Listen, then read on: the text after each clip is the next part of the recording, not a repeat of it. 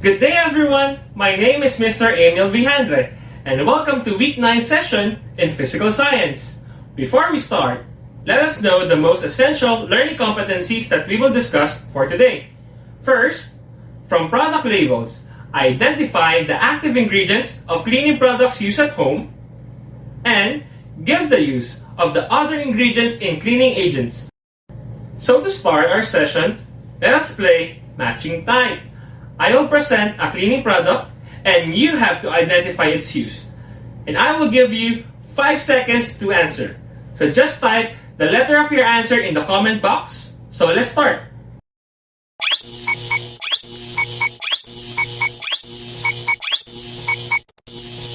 That's correct. It's letter A, dishwashing liquid. Number 2.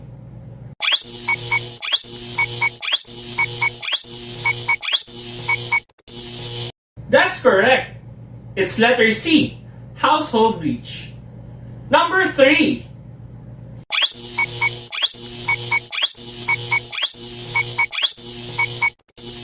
You're right. The correct answer is letter E, drain cleaner. And for the last item,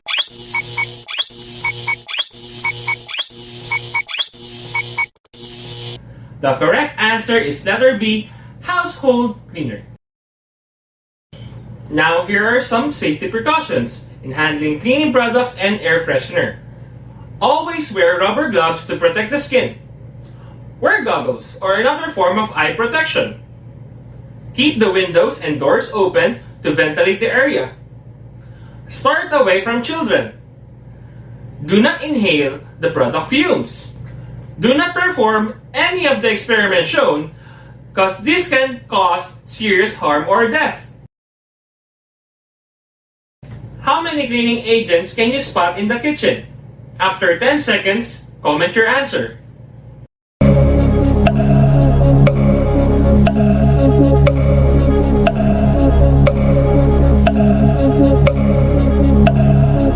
You're correct. There are 5 cleaning agents.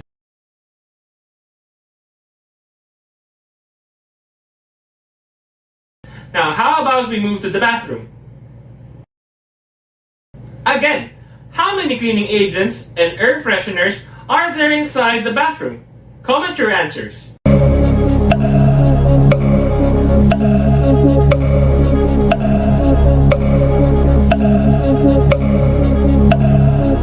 Very good! There are 4 cleaning agents and 1 air freshener.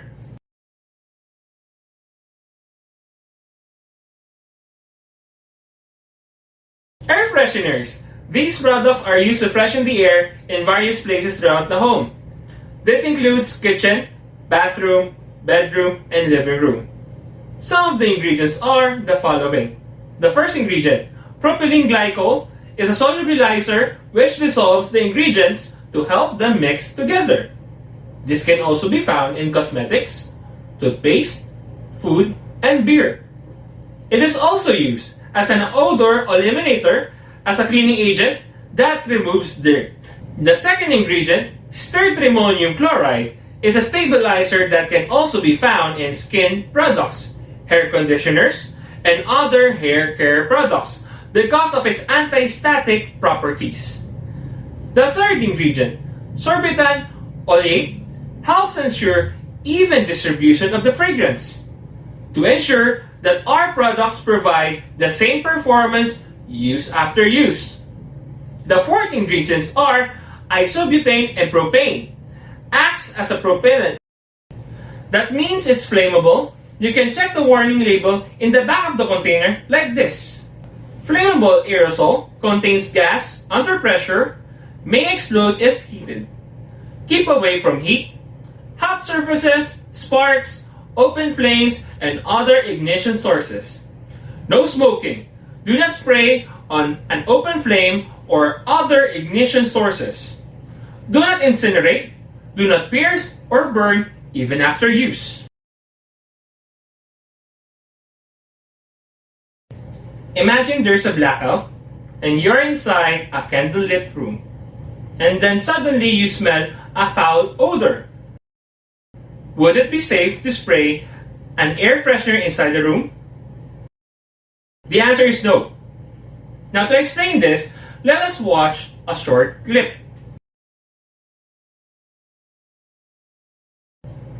As you can see, air fresheners are flammable since it contains fuel, like our fourth ingredients. And what happens if you get careless? So don't do this, kids. What shall we do to remove that foul odor? You can always use an alternative which is safer and cheaper. This product is sodium bicarbonate, also known as baking soda. Just put baking soda on the area with the foul odor and it will absorb the odor right out of there.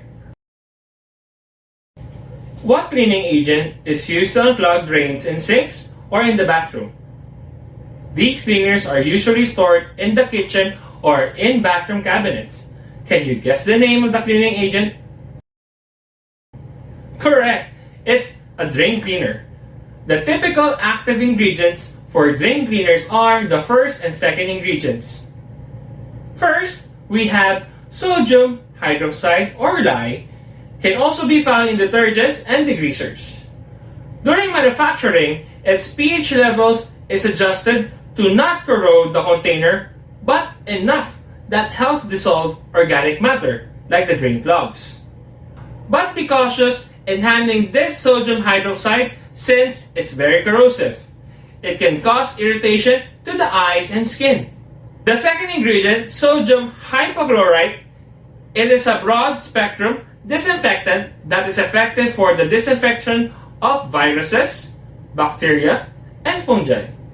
However, sodium hypochlorite is not effective in the disinfection of bacterial spores.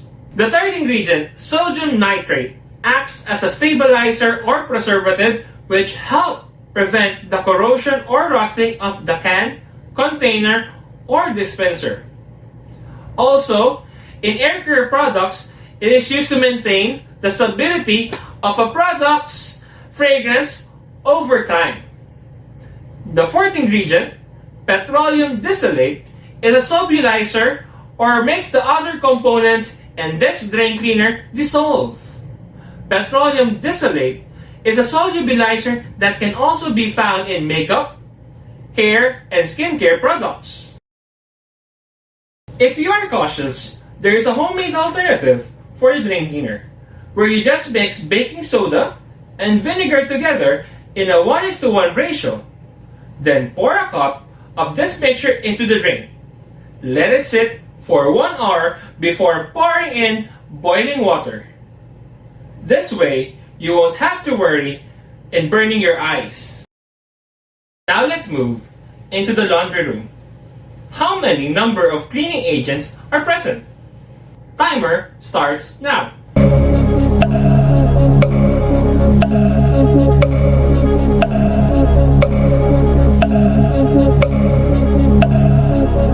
Five. Very nice.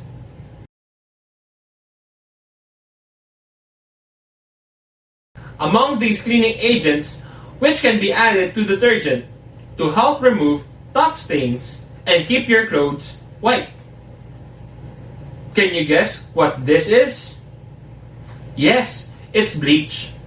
Standard household bleach contains the chemical sodium hypochlorite.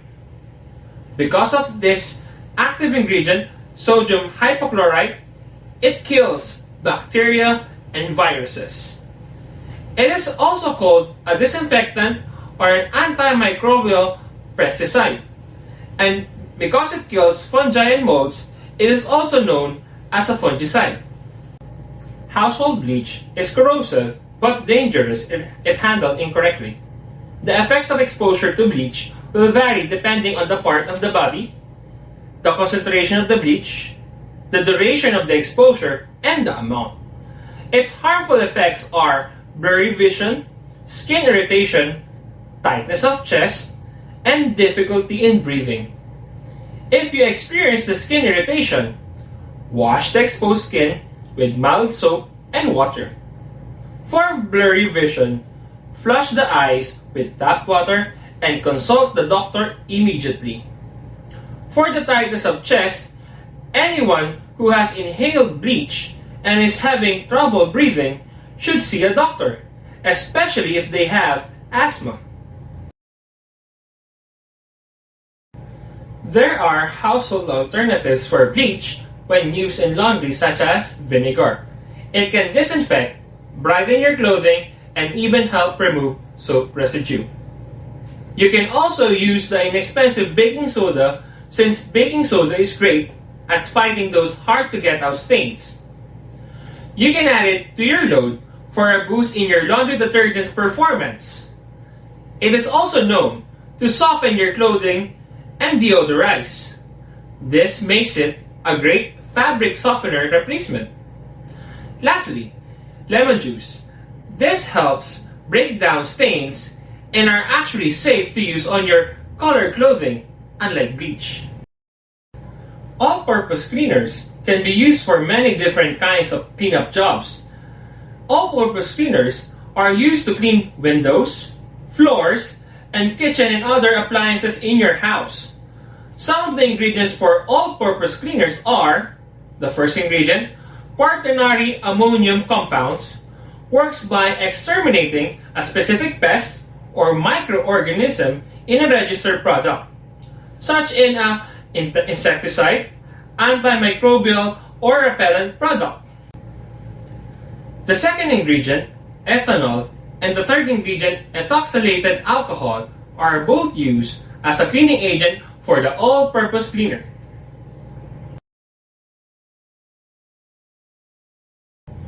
When I was little, I had the habit of mixing leftover sodas just to fill a cup. And you might be doing the same thing. And now you're older, you might want to mix different cleaning agents to make them stronger and more concentrated. But this is not true at all. Because if you mix bleach and all-purpose cleaner, white smoke will emerge. If this happens, run away from that smoke and call the proper authorities. These two common household cleaners release toxic chloramine gas, and exposure to chloramine gas can cause irritation to your eyes, nose, throat, and lungs. In high concentrations, it can also lead to a coma or worse, death. Let's practice your vision in our next activity, the word hunt. Look for these 6 words hidden in this pool of letters. I will give you 15 seconds to find all the words. Timer starts now.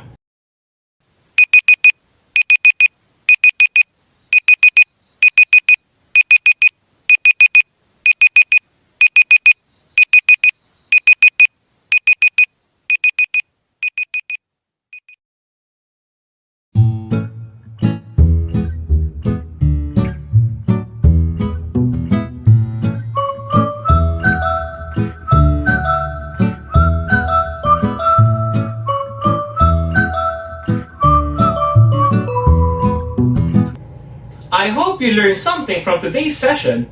This is Mr. Vihandre reminding you to stay clean and be safe, Venezuelanos.